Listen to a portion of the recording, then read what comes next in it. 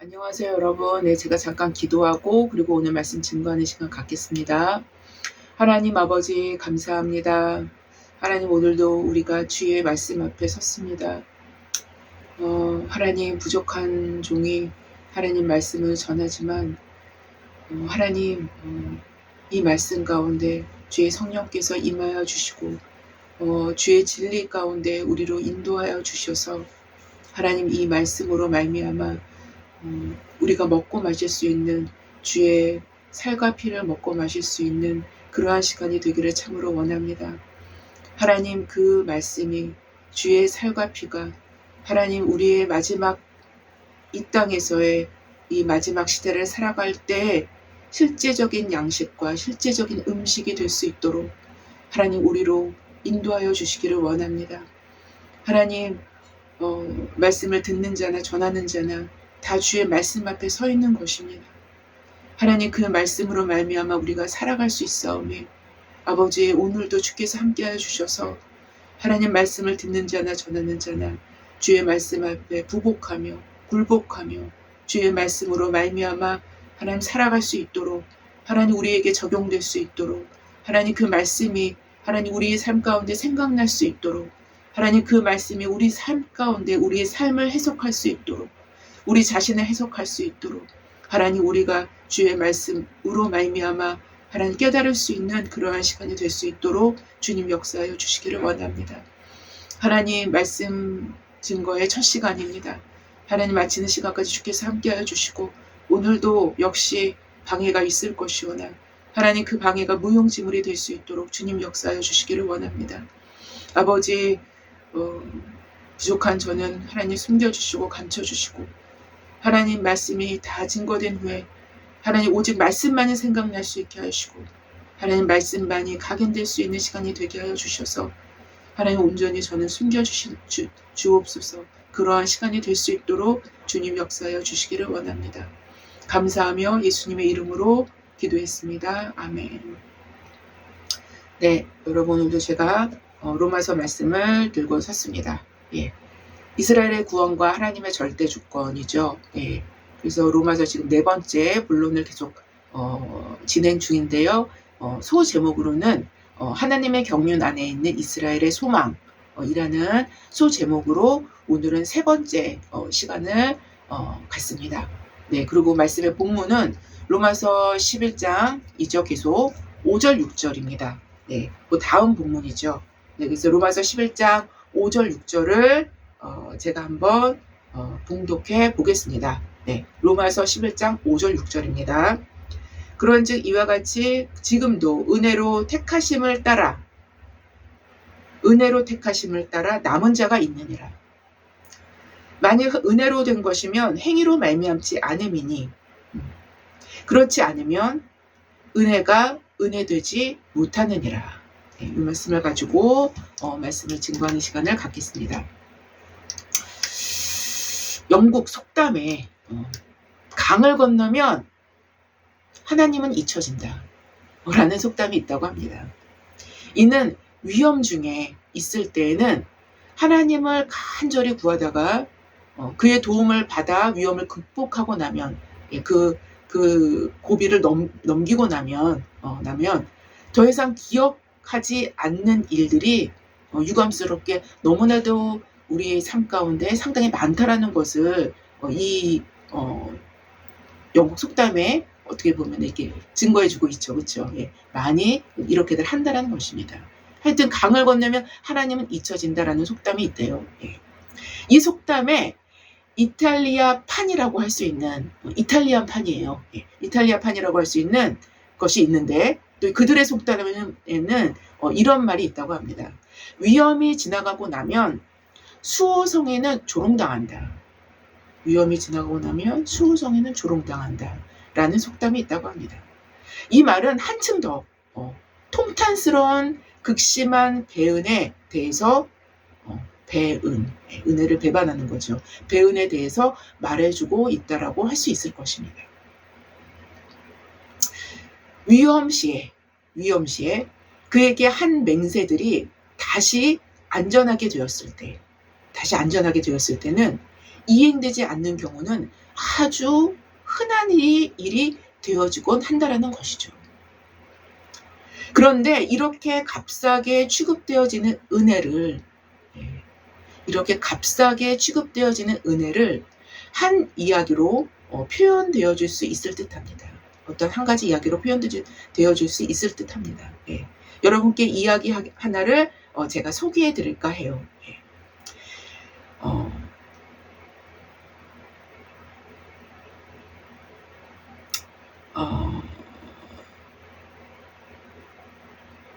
의학 공부를 제가 좀 잘못 얘기한 것 같습니다.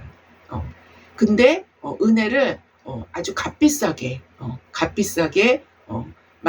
만들게 되어진 하나의 이야기를 얘기해 볼까 합니다. 예. 이 지금까지 제가 말씀드렸었던 이 속담과는 다르게 의학 공부를 하는 한 미국의 여대생이 있었다고 합니다. 대학 3년에 대학 3년 때 우연히 이제 마약과 접하게 된 거죠. 예. 미국에서는 이런 일이 비일비재하죠. 예. 그래서 피곤할 때마다 마약을 조금씩 이제 복용을 하게 된 것입니다. 예. 나중에는 그것이 이제 습관이 되어버린 거죠. 예. 인턴 과정, 레지던트 과정을 거쳐서 의사로 일을 하면서도 이게 습관이 되었기 때문에 매일 마약을 복용을 했다고 합니다. 그것을 복용하지 않으면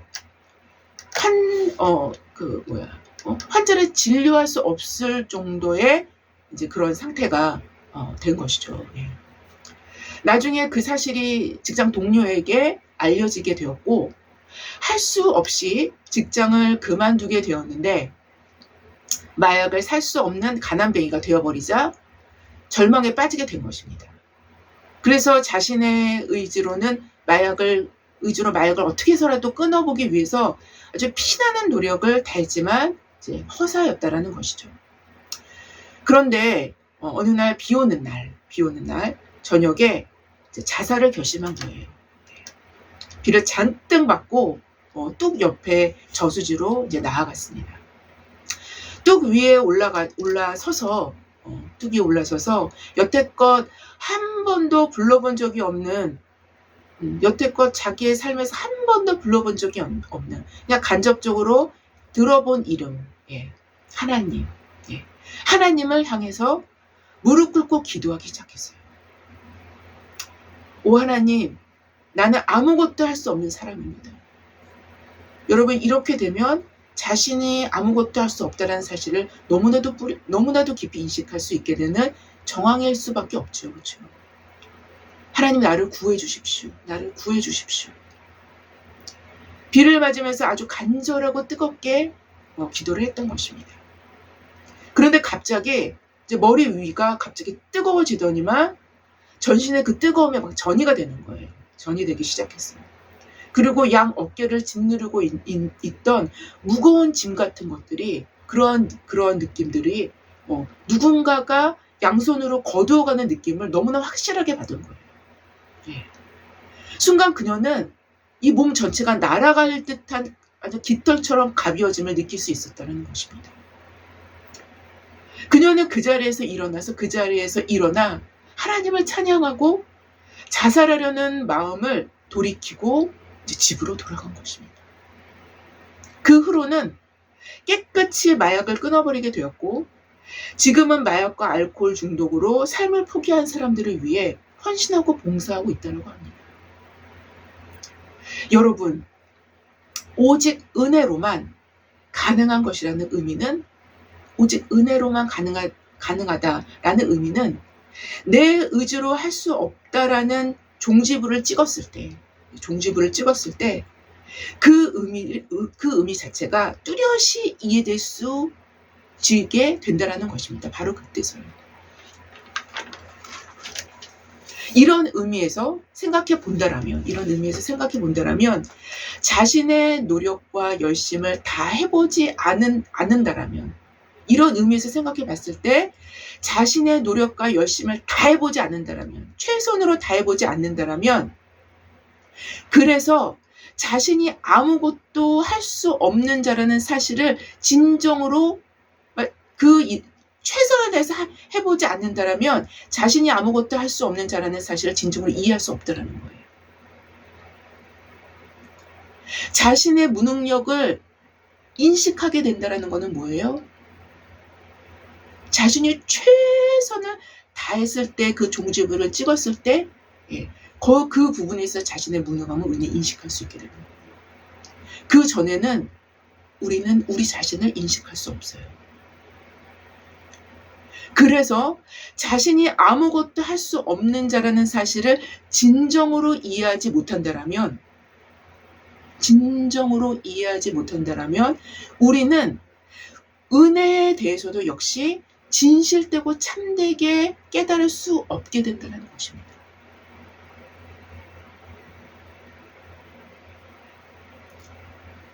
그래서 은혜가 참으로 은혜되기 위해서는, 더 나아가 그 은혜를 헛되이 받지 않기 위해서는 우리 자신이 얼마나 무지하며 무능한가를 진실되게 깨닫는 과정이 반드시 선행되어져야만 한다라는 것입니다. 이러한 선행 작업이 없이 하나님의 은혜를 받는다면 그는 하나님의 은혜를 헛되이 받을 수 있는 그 가능성이 높아지는 거예요. 헛되이 받는, 그러니까 위급할 때 하나님께 손을 벌렸다가 그것이 채워지고 난 후에는 마치 언제 그랬나는 듯이 배은망덕한 태도를 취할 수 있는 가능성이 배제될 수 없다는 것입니다. 화장실 들어갈 때의 마음과 나올 때의 마음이 틀린 것처럼 말입니다. 왜냐하면 인간의 본성은 언제나 자기 중심적으로 흐르기 때문인 거예요. 언제나. 여러분, 선하신 하나님께서 왜 율법을 주셨다고 생각하십니까? 이 부분은 제가 누차 말씀드려온 바 있습니다. 로마서를 강의하면서 지속적으로 뜸뜸히 얘기해온 바였어요. 바로 자신이 아무것도 할 수 없는 자임을, 특히 하나님의 법에 반하는 죄의 본성으로 젖어 있는 그 죄인임을 깨닫게 하시려고 하나님은 우리에게 율법을 주신 것입니다. 바로 이런 이유에서 사도가 수차례 언급했듯이 율법은 죄를 깨닫게 하기 위해서 주어진 것임을 말씀해 오신 거예요. 바로 이 율법을 통해서요, 자신이 아무것도 할 수 없는 자라는 사실을 진정으로 이해할 수 있게 된다는 거예요. 진정으로. 이때 자신이 아무것도 할 수 없는 자라는 사실을 진정으로 이해하게 될 때 은혜가 은혜되어질 수 있게 됩니다. 오망방자하지 않고. 우리 시대에 하나님의 은혜에 대해서 배은망덕한 수많은 형태의 태도들을 보게 되어지는 이유는 바로 율법에 대해서 잘못된 태도를 취한 결과물일 수밖에 없음을 우리는 인식해야만 합니다. 율법은 우리 자신을 깨닫게 하는데 우리 자신에 대한 막연한 높임이 인간한테는 있어요. 자기 자신에 대한 막연한 높임이 있습니다. 우리 자신에 대한 막연한 높임과 그 자고하는 마음의 자고하는 마음의 허상들을 낱낱이 깨부술 수 있는 게 바로 율법이에요. 이 허상들을. 그리고는 자신은 아무것도 할 수 없는 자임에 대한 종지부를 찍게 합니다. 이것이 율법의 원래적인 기능이에요. 이게 바로 이러한 인간 영혼의 진실함과 진정한 고백이 은혜가 참으로 은혜되게 하는 바람직한 그 환경을 우리 내부 안에 조성케 만들기 때문인 거예요. 이거 굉장히 중요합니다, 여러분. 굉장히 중요해요. 은혜가 은혜되게 할 수 있는 그 바람직한 환경을 우리 내부 안에 조성케 하는 거예요. 그게 율법의 기능인 것입니다. 왜냐하면 사실상 자신에 대한 막연한 높임, 그 자고함과 자만함들이 하나님의 은혜가 은혜되지 못하도록 그 내부적으로 하나님의 왕좌를 강탈하는 그 원흉으로 내면에 도사리고 있기 때문인 거예요. 바로 이런 차에 이런 내면의 자고함과 자만함들이 깨부셔지고 자신은 아무것도 할 수 없는 자임을 깨닫게 되었을 때에야 이런 걸림돌들, 곧 은혜의 걸림돌들이 제거되었기 때문에 이거는 은혜의 걸림돌들이었던 거예요. 그 자고함과 자만함들. 그 걸림돌들이 제거되었기 때문에 우리는 이제서야 우리 내면에서부터 은혜가 은혜되는 그 은혜를 받아 누릴 수 있게 되기 때문인 것입니다. 여러분, 이 진짜 은혜요. 이게 진짜 은혜인데요. 이 진짜 은혜를 받지 않으면요. 은혜의 깊은 부분으로 들어가는 문이 아예 닫혀져 있는 거예요. 이것을 통해서 깊은 곳으로 들어갑니다. 바로 이 게이트를 통해서. 하나님은 선하셔서 모든 자에게 은혜를 베푸셔요. 모든 자에게 은혜를 베푸십니다. 이것을 우리는 보편 은혜라고 불러요. 왜요? 선인과 악인에게 모두 다 하나님은 태양빛을 주셔요. 태양을 주십니다. 태양이 없이는 어떤 피조물도 살 수가 없어요. 생물은. 그렇죠? 그러나 또한 하나님은 하나님께서 특별히 택하셔서 구원에 이르게 하시는 은혜를 우리는 특별 은혜라고 부릅니다. 구원에 이르게 하는, 하나님 자녀가 되게 하는 그 특별 은혜가 또 있습니다. 우리가 저번 주에 살펴본 바 있었던 남은 자는 바로 이 특별 은혜에 해당하는 경우라고 할 수 있을 것입니다. 여러분, 제가 말씀드리려고 하는 것은 하나님께서는 진짜 모든 사람에게 은혜를 베푸시는 하나님이시지만, 그렇다면 이 은혜를 받는 모든 사람들 중 누가 남은 자로 남겨질 수 있는 특별 은혜의 소유자로 확인되어질 수 있느냐라는 것입니다.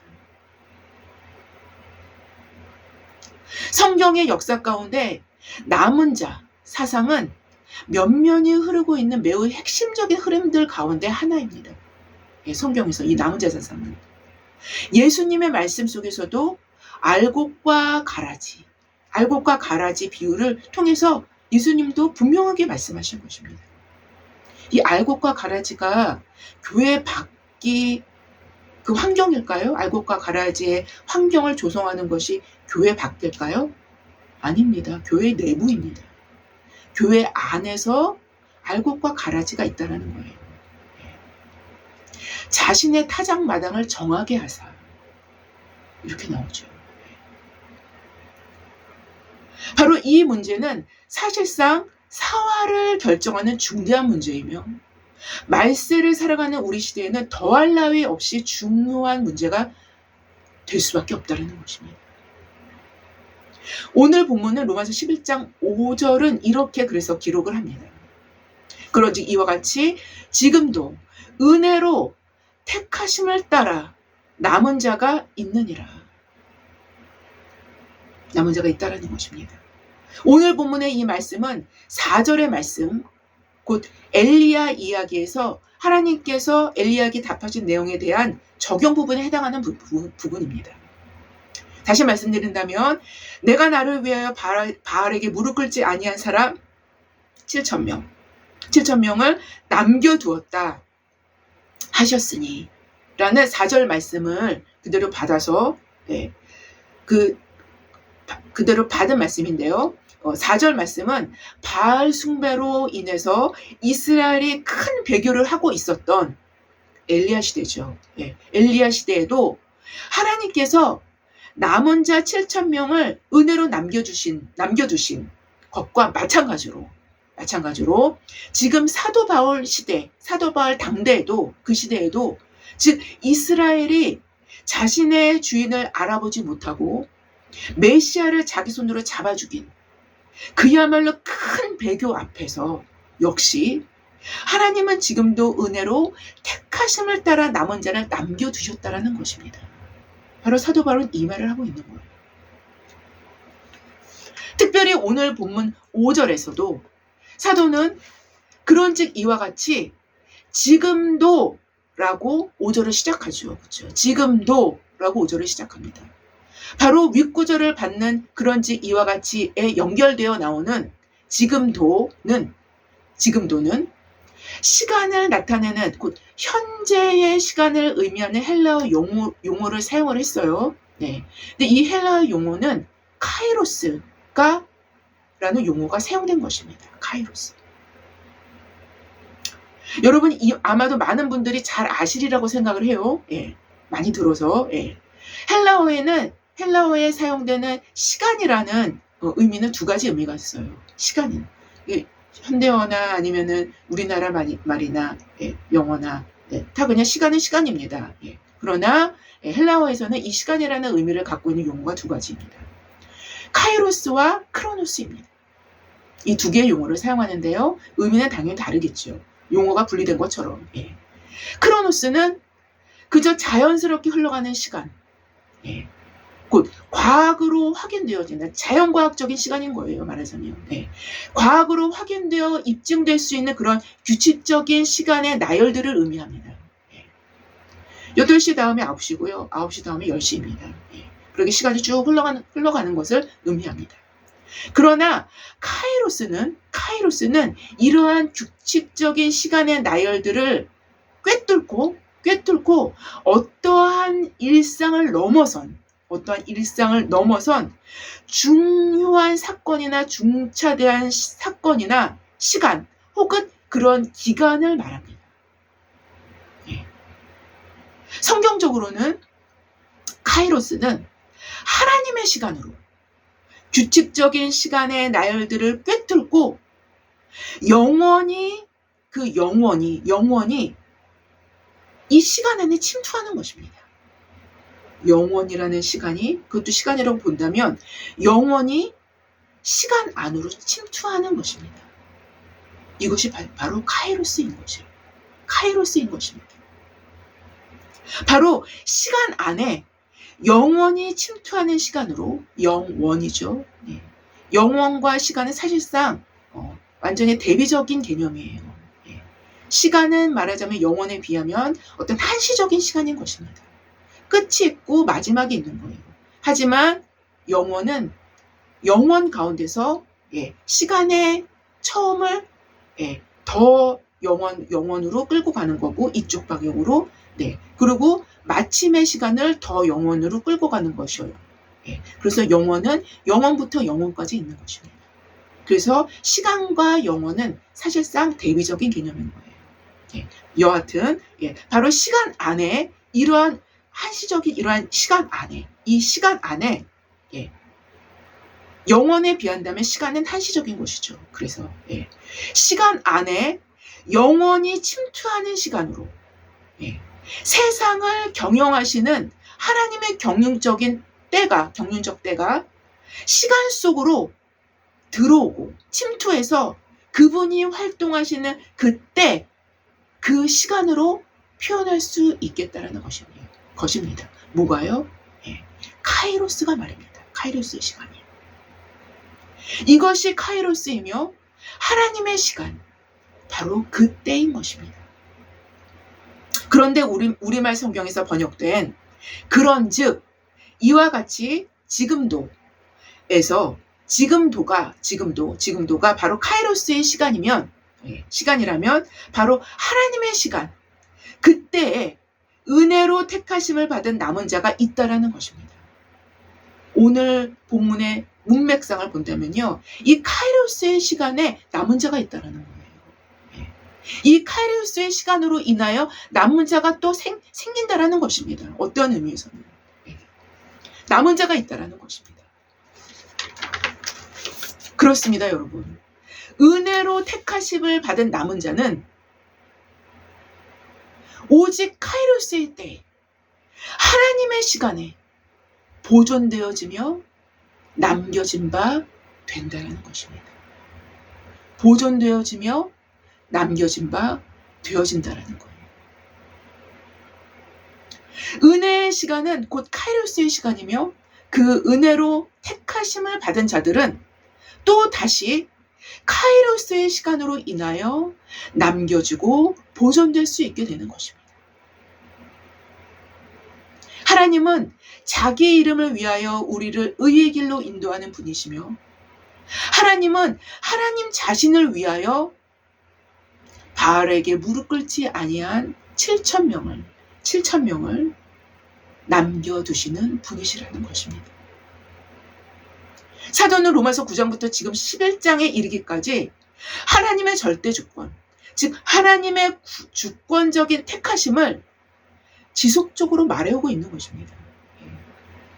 그 자식들이 아직 나지도 아니하고 무슨 선이나 악을 행하지 아니한 때에 택하심을 따라야 되는 하나님의 뜻이 행위로 말미암지 않고 오직 부르시는 이로 말미암아 서게 하려 하사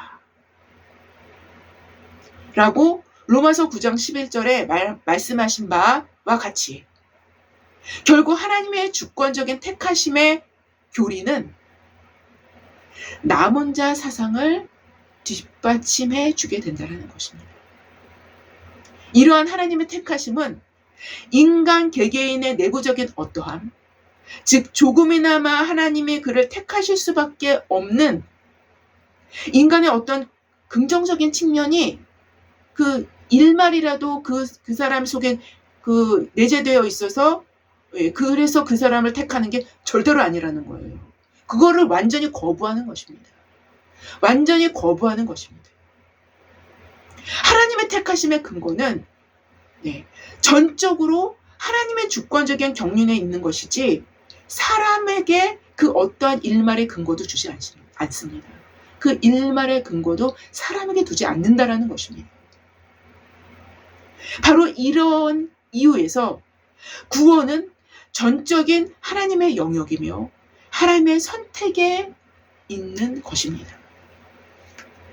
이것을 강조하기 위해서 사도는 그 자식들이 아직 나지도 아니하고 라는 표현과 함께 무슨 선이나 악을 행하지 아니한 때에 라는 분명한 설명과도 함께 택하심을 따라 되는 하나님의 뜻을 선명하게 기록하고 있었던 것입니다. 로마서 9장 11절의 이 말씀이 하반절에 기록된 내용을 사실상 오늘 로마서 11장 6절 본문에서 다시 언급하고 있는 셈인데요. 로마서 9장 11절의 이 말씀이 오늘 로마서 11장 6절에 다시 언급하고 있는 셈인 거예요. 행위로 말미암지 않고 오직 부르시는 이로 말미암아 서게 하려 하사. 9장 11절의 말씀을 다시 오늘 본문 6절 상반절에서는 어떻게 표현했냐면 만일 은혜로 된 것이면 행위로 말미암지 않음이니 라고 기록하고 있는 것입니다. 은혜의 택하심 곧 구원이라고 할 수 있는 남은 자라고도 또 표현될 수 있는 것인데요. 이것은 결코 자신의 의로운 행위 그리고 그 행위가 가져다주는 자기의, 그 행위가 가져다주는 자기의, 자기 공로로는 구원에 이를 수도 없고 남은 자로 발견되어 줄 수도 없다라는 것을 분명히 성경은 한다라는 것입니다. 분명히 한다라는 거예요. 이 사실을.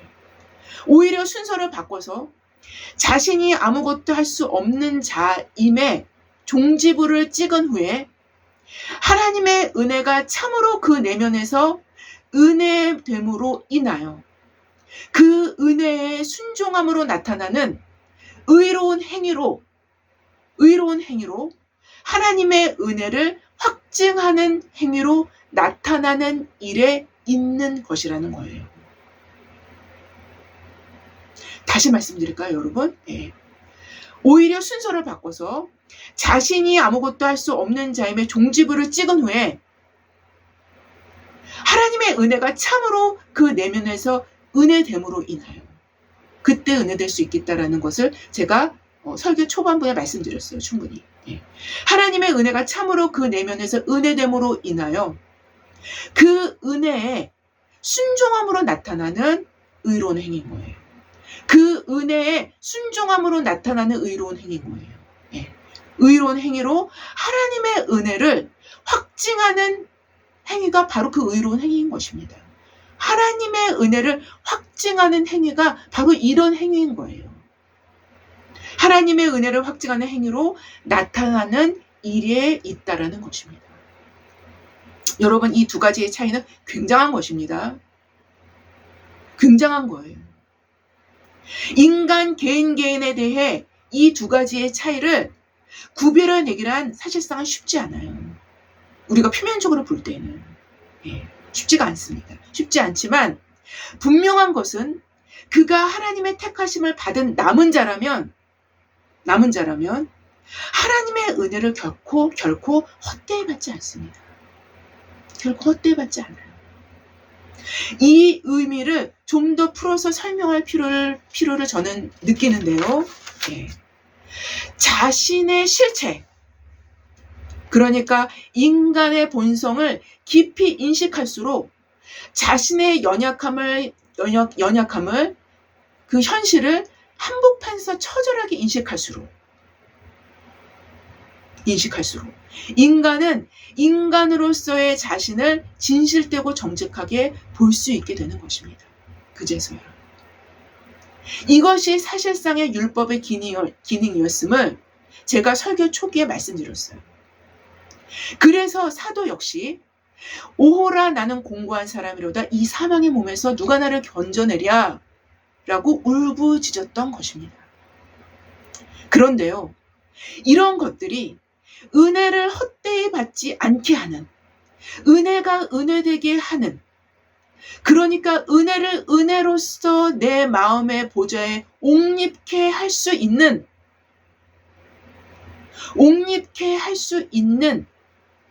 컨텍스트가 되게 한다라는 것입니다. 정황이 되게 한다라는 거예요. 환경이 되게 한다라는 것입니다. 이거 굉장히 중요합니다.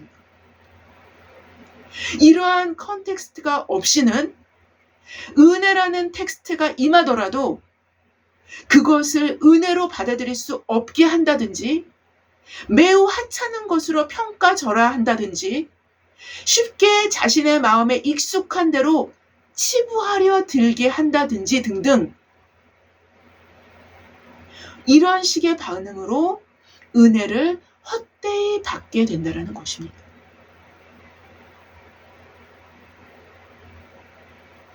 결국 무엇을 말하고자 하는 것입니까? 하나님의 은혜로 택하심을 받은 남은 자들은 은혜의 컨텍스트 역시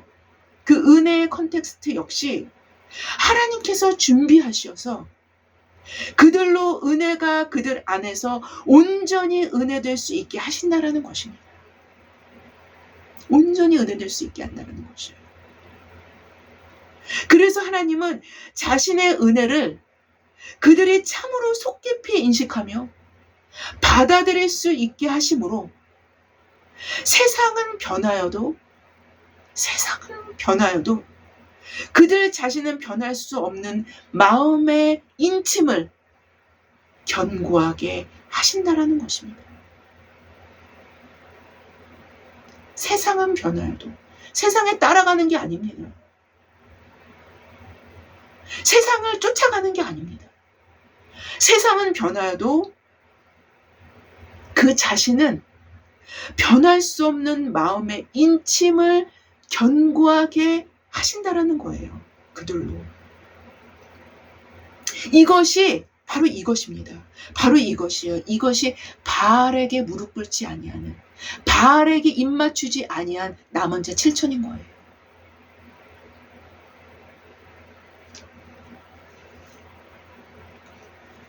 여러분, 제가 아주 자주 인용해온 이사야서의 말씀을 다시 인용하고 싶은 마음이 들게 하는데요. 이사야서 26장 10절의 말씀입니다. 여러 번 인용했어요. 악인은 은총을 입을지라도, 그러니까 은총은 은혜죠. 그렇죠? 동일한 말입니다. 예. 악인은 은총을 입을지라도 의를 배우지 아니하며, 의를 배우지 않는다라는 거예요. 의를 배우지 아니하며 정직한 자의 땅에서 불의를 행하고 여호와의 위엄을 돌아보지 아니하는도다 라고 기록합니다. 이 말씀은 제가 지금까지 말씀드린 내용을 반증하는 내용을 담고 있어요. 반대로 악인, 그러니까 구원받지 못할 자, 남은 자로 남겨지지 않은 자들은 은총, 곧 은혜를 입을지라도 그 은혜로 인하여 은혜자의 요구하심에 응답할 줄 모르기 때문에 의를 배우기를 원치 않는다라는 거예요. 의를 배우기를 거절한다라는 것입니다.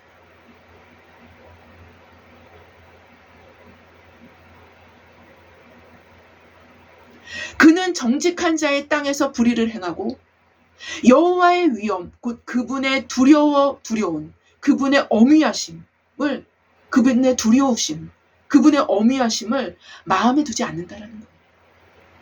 그를 경외하지 않는다라는 것입니다. 그에 반하여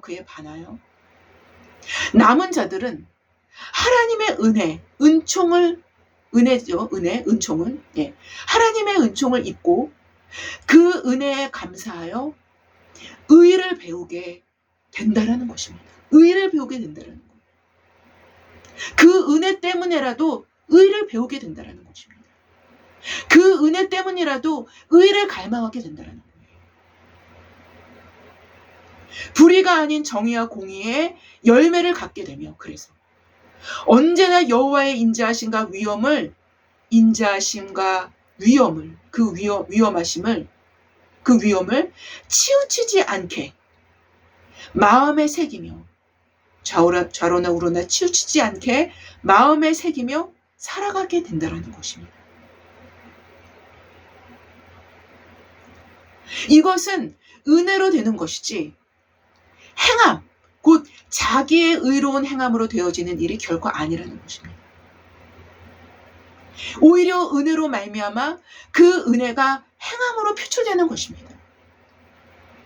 이 두 차이는 완전히 다른 거예요. 그래서 성경을 많이 곡해들을 합니다. 그래서 은혜의 결과물로서의 행함은 오늘 본문 6절에 나타나는 만일 은혜로 된 것이면 행위로 말미암지 않음이니라는 말과 전혀 부딪히지 않는다라는 거예요. 전혀 부딪히지 않아요. 하나는 은혜가 원인이라면 다른 하나는 행함은 다시 말씀드릴게요. 하나는 은혜가 원인이라면 행함은 결과물인데 반해서, 행함은 결과물인 거예요. 결과물인데 반해서 또 하나는 행위, 율법 행위죠. 그리고 자기의적 행위를 나타내는 것입니다. 그 행위가 원인으로 한 그 행위가 원인인 거예요. 그 행위가 원인으로 자기의의 결과물을 만들어내는 것입니다. 그래서 이 두 가지는 완전히 다른 거예요. 여러분, 곡해하시면 절대로 안 됩니다. 이런 이유에서 만일 은혜로 된 것이면 행위로 말미암지 않음이니 라는 의미는 그 원인으로만 분석한다라면, 그 원인으로만 먼저 이제 제가 분석을 하겠습니다. 그 원인으로만 분석한다면 그 원인에 은혜와 율법 행위, 자기의적 행위가 함께 공존할 수 없다라는 것입니다. 다시 말씀드린다면. 완전히 상반된 거라는 거예요. 그 원인의 측면으로만 봤을 때는.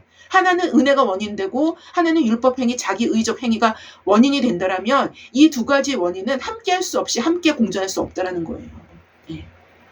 은혜의 요소로는 자기의적 행위나 율법 행위를 파기하고 은혜의 요소는 바로 그 은혜의 요소는 자기의적인 행위나 율법 행위를 파기하고 율법 행위나 자기의적 행위는 은혜를 파기하기 때문에 이 두 가지는 함께 공존할 수 없기 때문인 거예요. 그래서 본문 6절 하반절에서는 이렇게 덧붙입니다. 그렇지 않으면 은혜가 은혜되지 못하느니라 라고 말합니다. 그렇습니다. 만약 은혜의 요소 안에 자신의 공로가 될 수 있는 자기의적 행위나 율법의 행위로 의롭게 될 만한 요소를 삽입하면 할수록, 그것이 삽입되면 될수록 은혜의 요소는 반감되는 거예요. 반감되고 또 반감되는 것이 될 것이고, 약화될 것임은 자명한 사실이라는 것입니다. 따라서 은혜는 은혜의 자리를 자기의적인 행위나 율법 행위에 의해서 찬탈될 것입니다. 그래서 다시 말씀드릴게요. 따라서 은혜는 은혜의 자리를 자기의적인 행위나 자기 율법 행위에 의해서 찬탈될 것입니다. 그 은혜의 자리는. 결국 은혜는 은혜되지 못한 채 이런 행위자들에게는 은혜가 헛되어 되어지는 일들이 벌어지게 될 것입니다. 참으로 은혜로 된 것이면, 그것이 참된 원인자라면, 결코 이러한 류의 행위로 그 원인을 찾는다라는 것 자체가 불가능 그 자체임을 스스로가 분명히 알 것이기 때문인 거예요. 이거는 어느 누구보다도 자기 자신이 압니다. 왜냐하면 스스로의 힘과 능력과 지혜의 어떠함의 그 바닥을 이미 확인했다라면, 아무것도 할 수 없는 자라는 사실에 종지부를 찍었기 때문에, 이런 은혜를 은혜되게 만드는 자들은 그것을 안다라는 거예요. 또한 이 종지부를 찍지 않은 사람은 은혜가 은혜되지 못하게 하기 때문에 이것을 또 자기 스스로의 열심과 자기의 지혜로 하기 때문에 또 나름대로 그것을 알게 된다는 것입니다.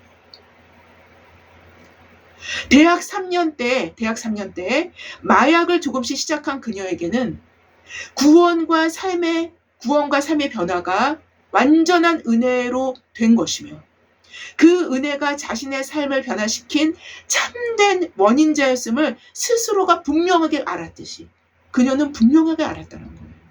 분명하게 알았듯이 자신의 그 어떤 행위로도 올바르게 살아가려고 몸부림쳤던 그 어떠한 것으로도 그 원인자를 찾는다라는 것 자체가 그녀에게는 불가능했던 거예요. 불가능 그 자체임을 스스로가 그래서 알았다라는 것입니다. 그것과도 같다라는 거예요. 은혜가 원인자라면 인간의 자기의적인 그 어떠한 행위도 들어설 자리가 없다라는 것입니다. 거기에는.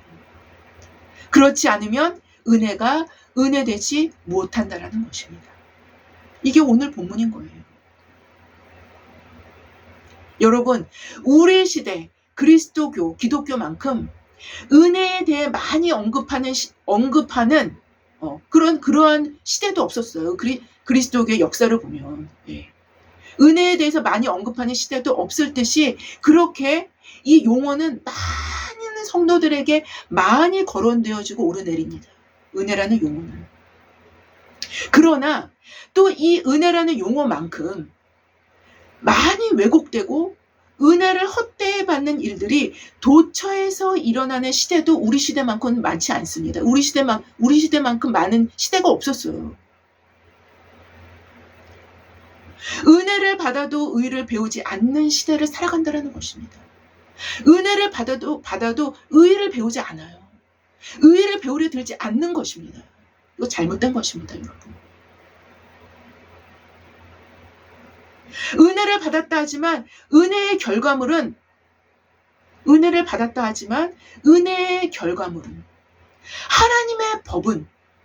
결과물이 하나님의 법으로 살아가는 것입니다. 하나님의 법을 하찮게 던져버리는 일들이 부지기수로 일어난다는 거예요. 부지기수로 일어나요. 이거 잘못된 것입니다. 은혜를 받으면요, 하나님은 그 마음 안에 하나님의 법을 새깁니다. 이것이 예레미야서의 말씀인 거예요. 이것이 마음의 할례인 것입니다. 이게 마음의 할례인 거예요. 그 마음에 기록하겠다고 하셨어요. 나의 법을.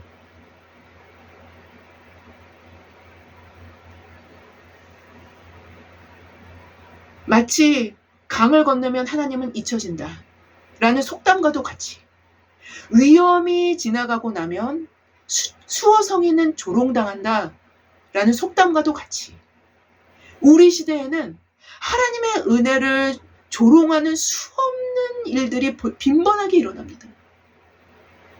하나님의 은혜를 조롱하면서도 그걸 몰라요.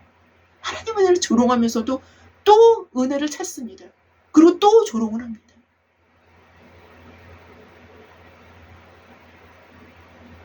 그러나 분명한 것은 하나님의 은혜가 뼛속 깊이 심겨진, 그래서 은혜가 참으로 은혜되는 자들만이 남겨지게 된다라는 거예요.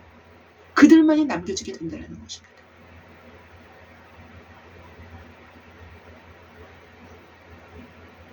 하나님의 때, 카이로스의 시간에 은혜로 택하심을 입은 자들이 보존되고 남겨지게 될 것이고, 하나님은 바로 자신을 위해 남겨놓으신 남은 자들을 위해서 카이로스의 시간을 사건으로 보내주실 것입니다.